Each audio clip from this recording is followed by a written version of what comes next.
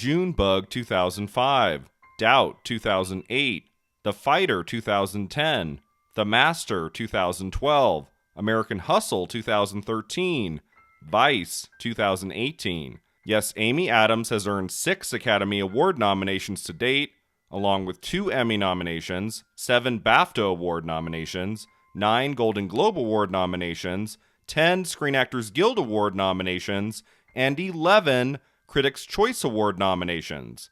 Just freaking wow. It's been extraordinary to see the breadth of her talent on display ever since her lively debut in the hilarious 1999 mockumentary Drop Dead Gorgeous. Adams quickly climbing the ranks to become one of the most celebrated, in-demand actors in Hollywood. She's prolific, having appeared in at least one film almost every year for the last 2 decades. She shows up in every kind of genre: comedy, action, drama, science fiction. She makes big movies, small movies. Not every film she makes is great by any means. Just look at her last 3 cinematic outings. But the name Amy Adams still absolutely means quality of the highest order. One of the few actors like Meryl Streep and Sandra Bullock and Kate Winslet I will follow anywhere at any time. And for a while there, especially between 2005 and 2018, she was cranking out one astonishing film and performance after another, so many that not even the Academy could keep up with giving her all the nominations she deserved. Yes, indeed, she should have at least 7 Oscar nominations by now, not 6, but trust me, we'll get into it. And honestly, that's not even the biggest sin here. The gigantic, towering, mind-blowing sin is that Amy Adams, despite all her great movies and amazing performances and all those endless nominations, does not win anything. With only a few rare exceptions, she's always forced to remain in her seat and watch someone else collect a trophy time and time and time again. It was cute at first, maybe for the first 2 or 3 nominations, but then I think we all recognize just how truly good she is and how tiresome it's become to nominate her over and over without ever giving her a big, beautiful win. Adams by now should have an Emmy, a BAFTA award, and of course, an Oscar. I've made a few elusive Oscar videos in the past about actors who had 1 nomination, or 2, or maybe 3, or even 0. That's not the case this time. There is a lot to dig into, and if you're a fan of Amy Adams, you've come to the right place. So relax, get comfy, it's time to talk Adams' spectacular career in film and television, and why she has yet to win that extremely elusive Academy Award. First, let's start at the beginning. Amy Lou Adams was born on August 20th, 1974, to parents Catherine and Richard. In high school, she found an interest in the creative arts, and she had ambitions to become a ballerina, but after graduation, she took a liking to musical theater. After being discovered in a performance in Anything Goes at the Country Dinner Playhouse in 1995, she spent 3 years performing in dinner theater in Minnesota. Now, I was working at a dinner theater in Minnesota called Chanhassen Dinner Theaters, doing Rodgers and Hammerstein and all that kind of good stuff. She liked the security and the schedule of the job, but the work took its toll on her, and she was ready for a change. While in Minnesota, she attended a locally held audition for Drop Dead Gorgeous, for which she got cast as a promiscuous cheerleader. I'm Leslie Miller. I'm signing up because, I always watch the pageants on TV, and my boyfriend thinks I'll win. She found the character's personality far removed from herself, but she enjoyed the experience enough to move to Los Angeles in 1999 to pursue roles in film and television. She quickly got cast in the Fox TV show Manchester Prep, a spin-off of the film Cruel Intentions, which was quickly canceled. The 3 filmed episodes turned into the direct-to-video sequel, Cruel Intentions 2. Around this time, Adams appeared in the film Psycho Beach Party, and she booked a lot of guest star roles on popular TV shows, like That 70s Show, Smallville, Charmed, and Buffy the Vampire Slayer. Her first breakthrough in film came in 2002, when Steven Spielberg cast her in a small but memorable role in Catch Me If You Can, the high-profile Christmas Day release starring Leonardo DiCaprio and Tom Hanks. Adams plays Brenda, an eccentric hospital worker who takes a liking to DiCaprio's character Frank. See that blue star there? That means that the patient has been diagnosed. And then after he's been treated, we put a red circle here. See? Despite a few positive notices from critics, her role in the film failed to boost her career, and remarkably, Addams went unemployed for many months after the release, which reportedly almost made her quit acting. Can you imagine if in 2003, Addams had packed her bags and ended her film career? I can't either. Thankfully, she hung on a little while longer, booking a CBS television drama Dr. Vegas in 2004, only to be dropped after a few episodes.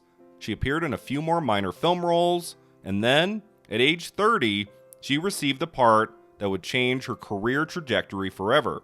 Addams was cast in a tiny indie movie made for less than $1 million that featured her in the role of the perky and very pregnant Ashley Johnston. Yes, I'm talking about the 2005 dramedy Junebug, which went on to secure Addams her first Oscar nomination. And those fucking doctors, they think that they know everything, but they don't know anything. They don't know anything.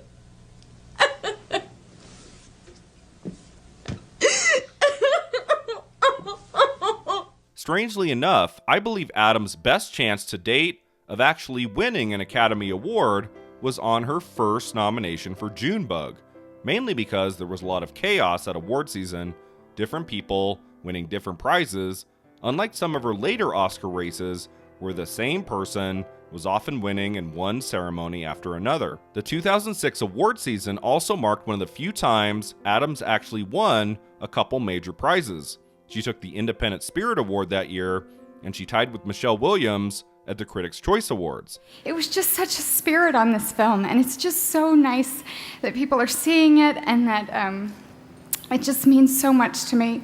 These wins were the boost she needed because Addams, shockingly, was left off the supporting actress list at the Golden Globes that year, Scarlett Johansson making it in there for Match Point, along with Shirley MacLaine for In Her Shoes. Once Addams made it into the top 5 at SAG, it looked like her first Oscar nomination was fairly certain, and even though she didn't make it in at BAFTA, Addams did receive the Oscar nod for her memorable turn in Junebug, which turned out to be that film's only Academy Award nomination. Getting nominated for an Academy Award is one of the biggest deals in America and in the world. It's huge in the entertainment industry. So tell me, how's your family handling this? I'm from a big family. Right. I'm one of 7 kids, and Right. I called my mom, and she was at work. She is a barista at Starbucks. So she picks up the phone, and she was very excited and yelled to everybody in the store that her daughter just got nominated for an Oscar. And Right. Yeah. And then charge someone $44 for a latte. I still remember in early 2006 feeling like Amy Addams had a significant chance to take the Oscar for Best Supporting Actress in a Marcia Gay Harden-like victory. Was there really enough passion behind Rachel Weisz and The Constant Gardener?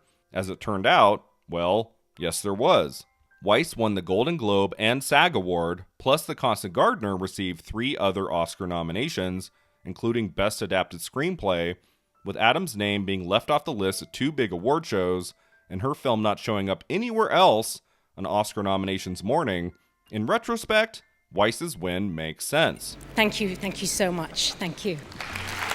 But as we all know, this was not the end of the line for Amy Addams when it came to the Academy Awards. She was just getting started. After appearing in the studio comedy Talladega Nights in 2006, her career finally skyrocketed in 2007 when she played the lead in the delightful Disney fantasy adventure Enchanted, which blended live action with animation and earned Addams a Best Actress nomination at Critics' Choice, along with a Golden Globe nomination for Best Actress in a motion picture, musical, or comedy. You make me so angry!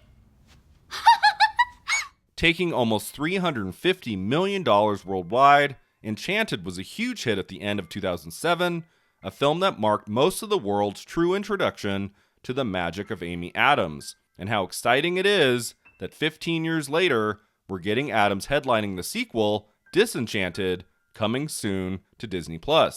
After Enchanted, there was really no stopping her, the next 12 months giving us 4 terrific Addams performances, first in Charlie Wilson's War, the final feature film directed by Mike Nichols, Sunshine Cleaning, which paired Addams with Emily Blunt, Miss Pettigrew Lives for a Day, starring Frances McDormand, and Doubt, the year-end awards juggernaut, in 2008. Addams was in the midst of a perfect storm here, hot off her first Oscar nomination with Junebug, her first lead role in a blockbuster hit with Enchanted, and now teaming up with a group of Oscar winners galore, Meryl Streep, Philip Seymour Hoffman, and writer-director John Patrick Shanley for the absorbing drama Doubt, based on the Tony Award-winning play about a Catholic school principal, played by Streep, who questions a priest's relationship with a young student. Addams plays the hopeful and innocent Sister James. He has a protector. Who?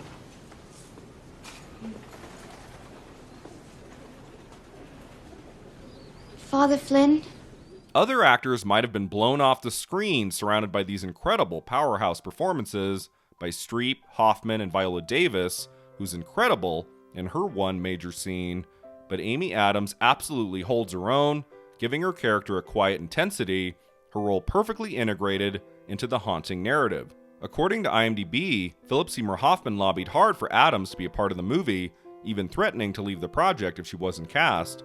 She indeed is such an important aspect of the finished film, and this time, right from the start, her name was showing up everywhere on all but one Best Supporting Actress list at the major award ceremonies. Strangely enough, the one lineup Addams didn't make it in for Doubt was at Critics' Choice, which was the one awards body the year before that put her in the general Best Actress category for her work in Enchanted.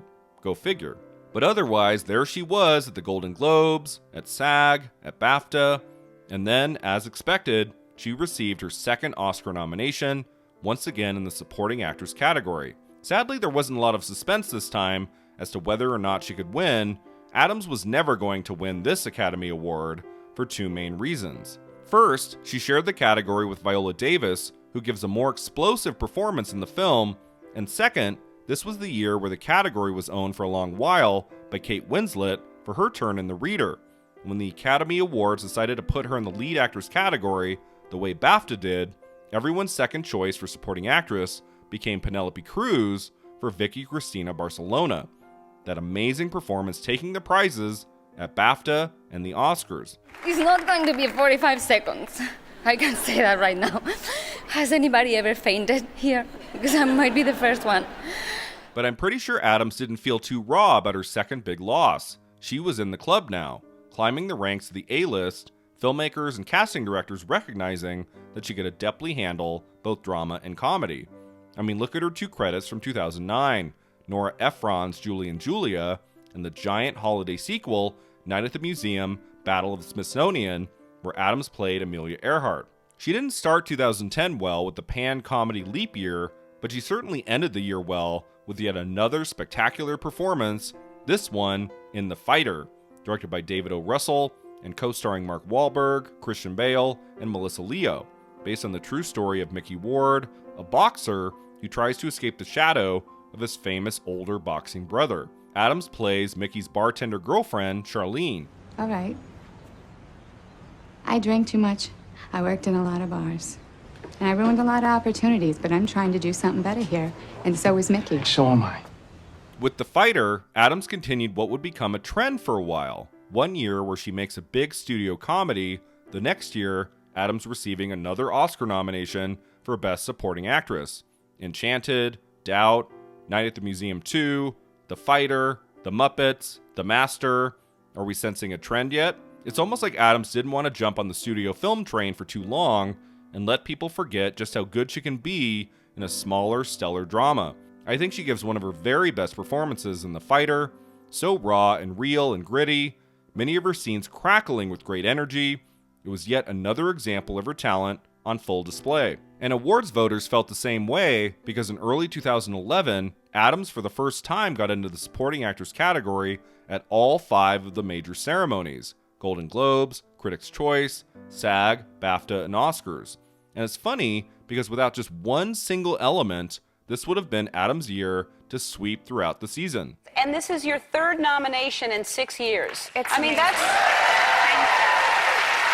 Thank you. That's unbelievable. I'm astounded. I mean, not to doubt myself or anything, but I really am so humbled and astounded.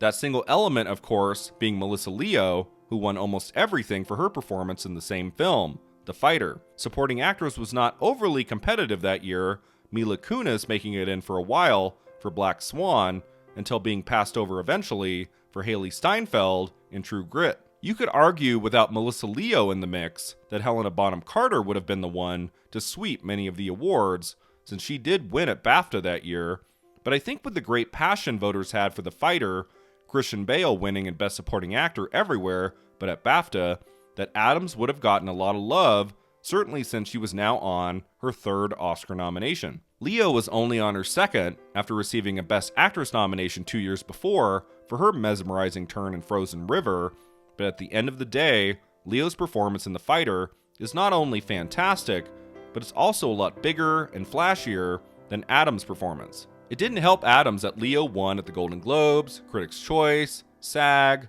Of the two supporting female performances in the same movie, Leo's was the consensus choice, and so on Oscars night, all Addams could do was stand up, smile, shake Leo's hand, and watch someone else yet again receive an Academy Award in her category. Mine? That's you. For me? You're much more beautiful than you were in The Fighter. Hey, you're pretty good looking yourself. What are you doing later on?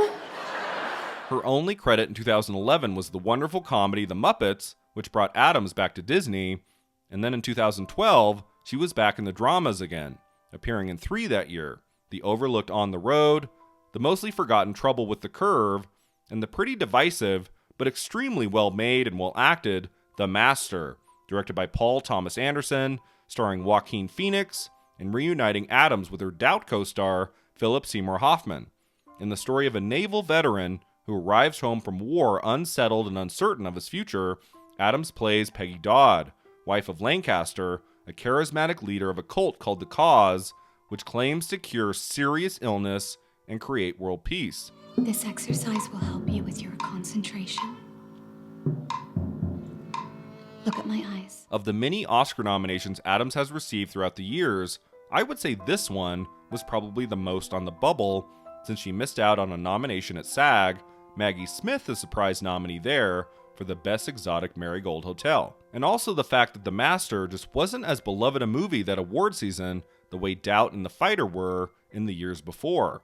I adore The Master. It's one of my favorite films of 2012, and I was shocked when it only received its 3 acting nods on Oscar nominations morning. Nothing for Paul Thomas Anderson, nothing for the sumptuous cinematography or the amazing score, but at least Phoenix and Hoffman and Addams rightly got in for their exciting work.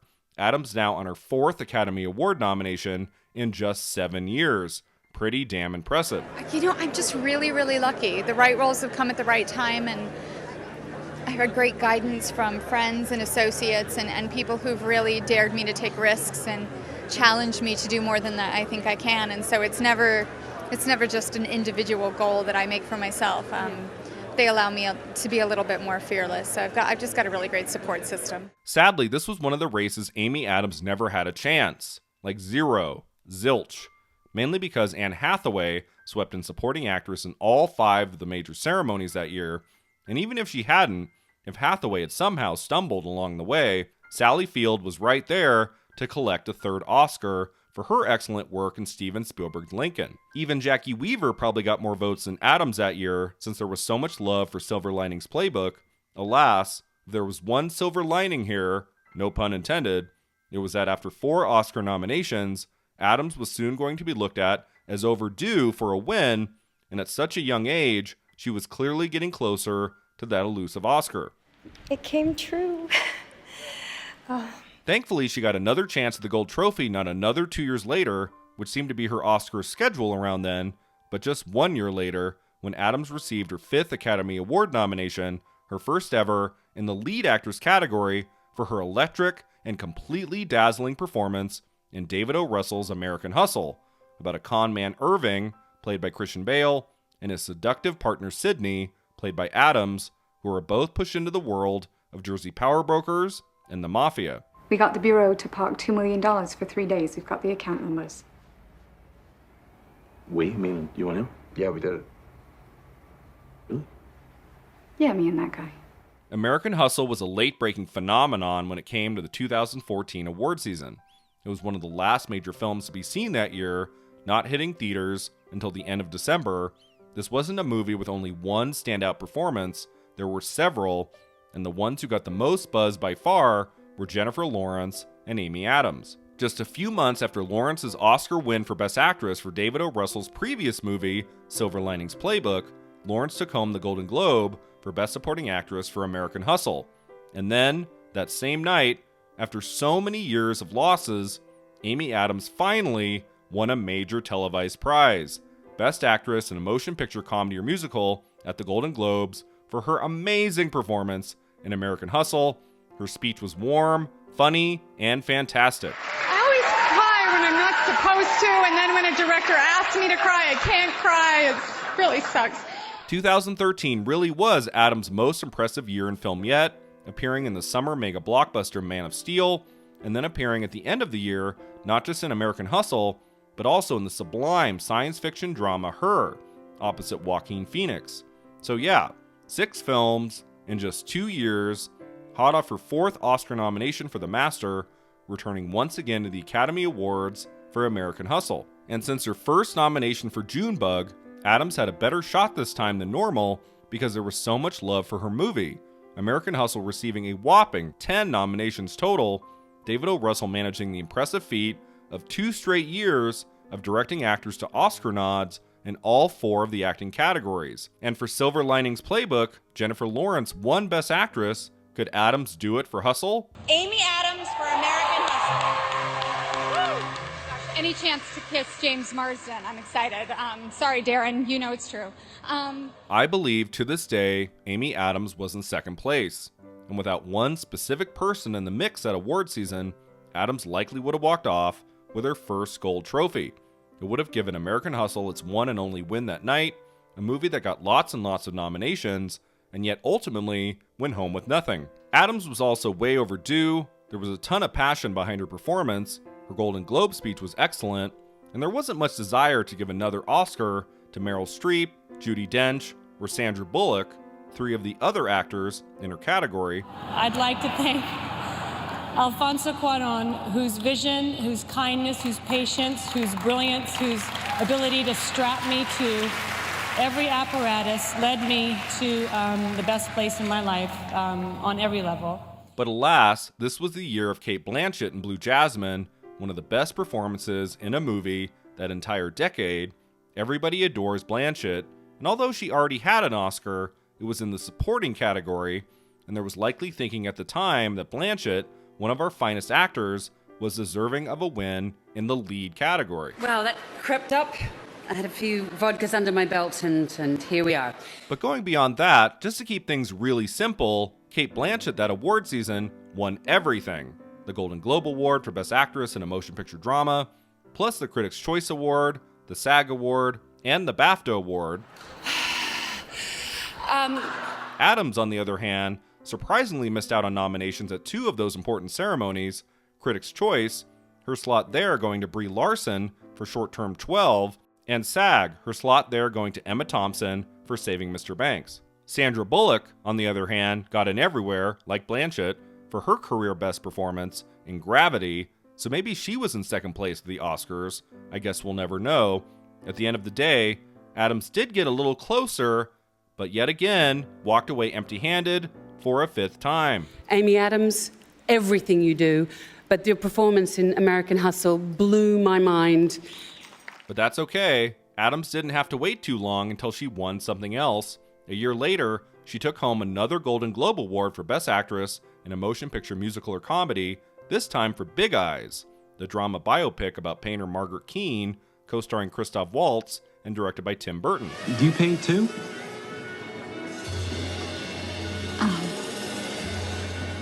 I don't know.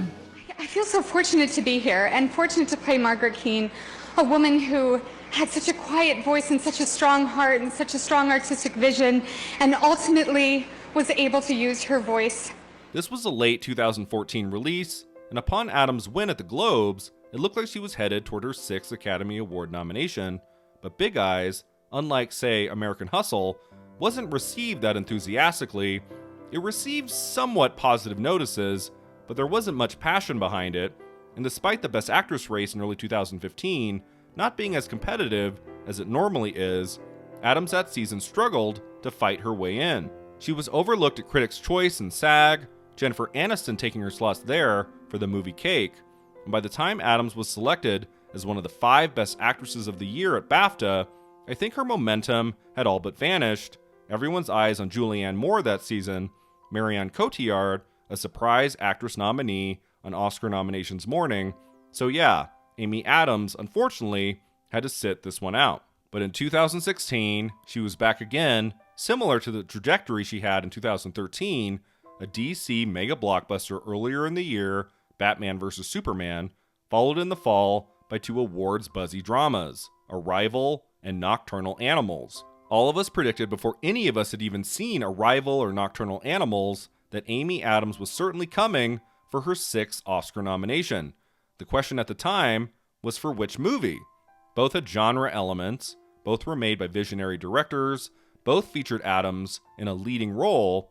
So was this going to be a Kate Winslet, The Reader, Revolutionary Road situation? Or was her performance in one of the 2 films going to clearly stand out above the other?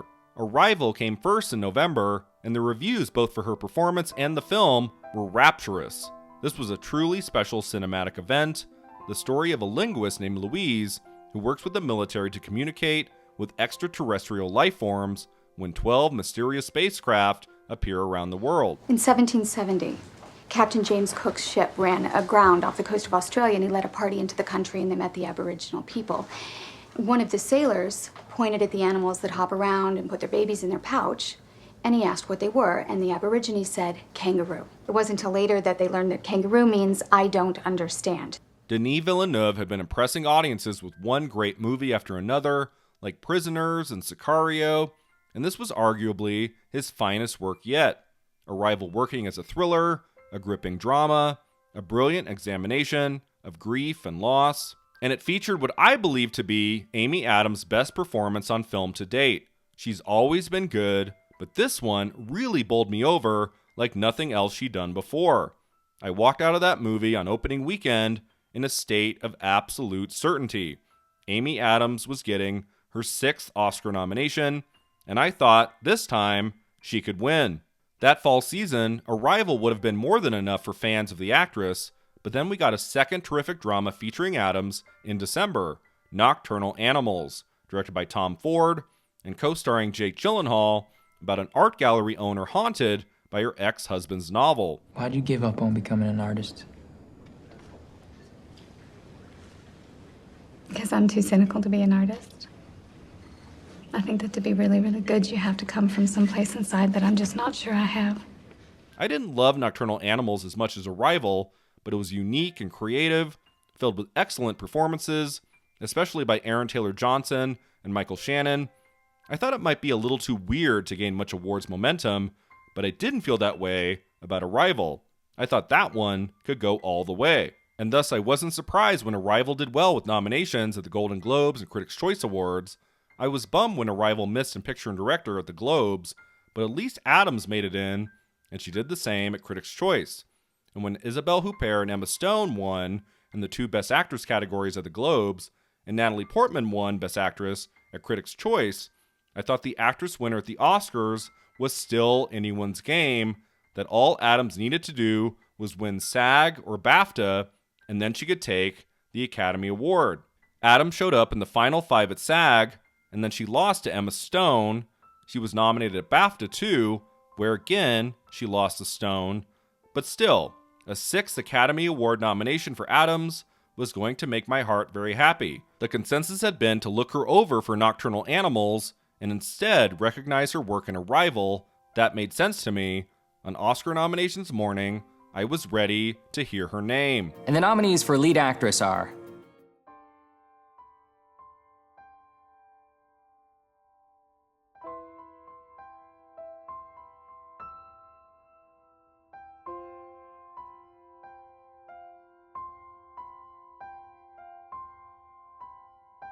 To put it mildly, I was stunned, bewildered, outraged. Arrival marked Addams' finest screen performance, I thought, and the movie did really well in other categories, receiving 8 nominations total, including cinematography, adapted screenplay, director, and picture. Denis Villeneuve said at the time, "I'm deeply disappointed for Amy. She was the soul of this movie. For me, it was a given.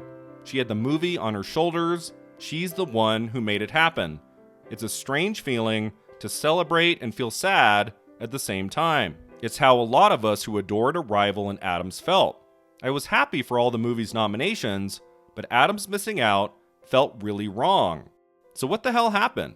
Many would suggest it was Meryl Streep who took Adams' slot that year for Florence Foster Jenkins, but actually, Streep was nominated for that film everywhere that season, except Critics' Choice. No, I would argue it was Ruth Negga who took Adams' Best Actress slot, since Negga missed at both SAG and BAFTA, and then turned out to be Loving's only Oscar nomination. I can't really fight that one. I adore Negga in Loving, and so I think it's Streep's slot Adams should have taken, although then we wouldn't have gotten this glorious moment at the 2017 ceremony. May I say, from her mediocre early work in The Deer Hunter and Out of Africa, to her underwhelming performances in Kramer vs. Kramer and Sophie's Choice, Meryl Streep has phoned it in for more than 50 films over the course of her lackluster career. Meryl, stand up if you would. Everybody, please join me in giving Meryl Streep a totally undeserved round of applause, will you?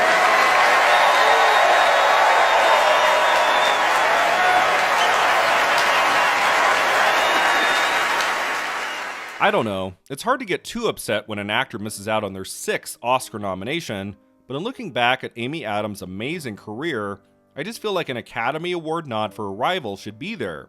End of story. Thankfully, she's had one more glorious year we can talk about, 2018, which gave us her haunting performance in Sharp Objects, a limited series for HBO, and Vice, the end-of-the-year Adam McKay comedy drama starring Christian Bale and Sam Rockwell. Let's start with Sharp Objects, which marked a rare venture for Adams into long-form TV storytelling, playing a reporter who confronts the demons from her past when she returns to her hometown to cover a violent murder.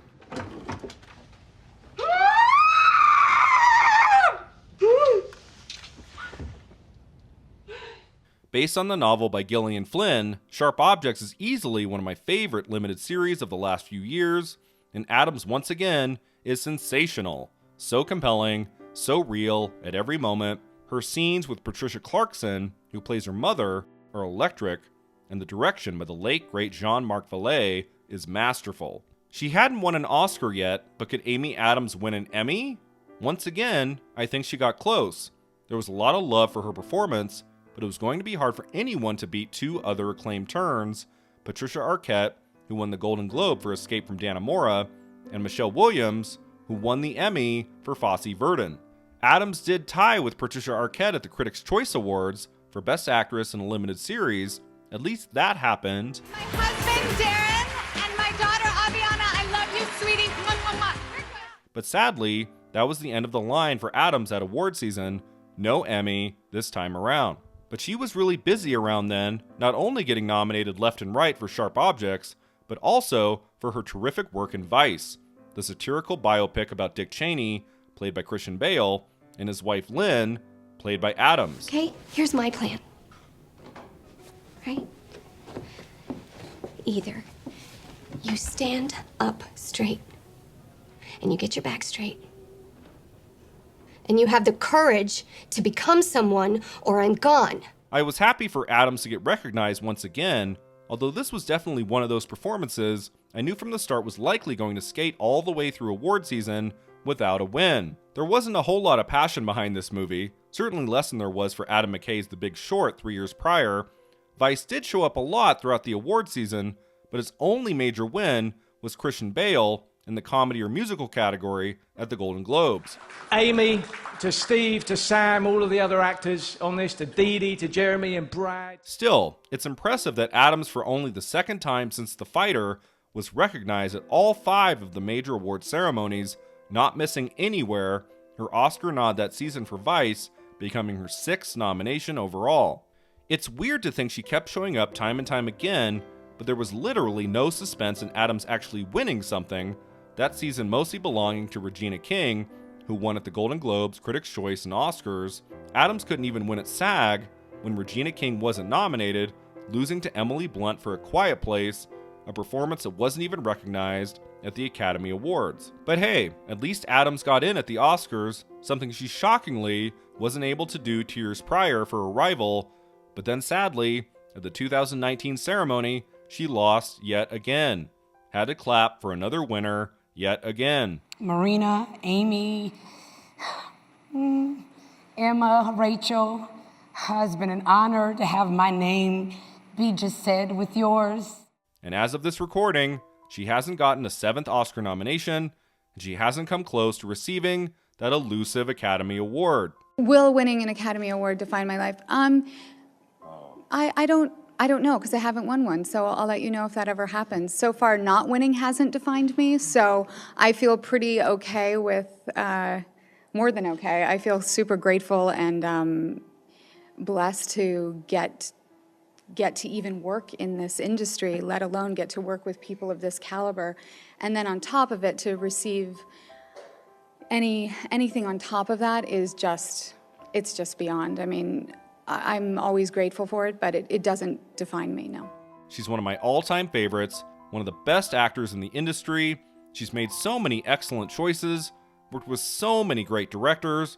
I believe with 100% certainty that Amy Adams' Oscar victory is coming. It's not for a lack of trying the last few years, even if her most recent projects were not exactly met with kindness. The Woman in the Window was on her Oscar radar for a while, until it very much wasn't. Same for Dear Evan Hansen, which at the beginning looked like it could be a major contender, but then wasn't. And I think everyone involved in Hillbilly Elegy thought for a long while both Adams and Glenn Close would make it in at the Academy Awards. Adams did receive a surprise SAG nomination for Female Actor in a Leading Role for Hillbilly Elegy, despite critics tearing that movie apart from the moment it dropped on Netflix, and Close received nominations for that movie all over the place. She even managed the rare feat of earning a Razzie Award nomination and an Oscar nomination for the same performance, Mama, in Ron Howard's much maligned film. But let me pause it there, because here goes. I'm sure you were waiting for this one. I will have lots more to say about Glenn Close in the next Elusive Oscar video. Thanks so much for watching. If you enjoyed this video, don't forget to like and subscribe, and let me know in the comments below, what is your favorite Amy Adams Oscar nomination? Do you think she should have won by now? See you next time.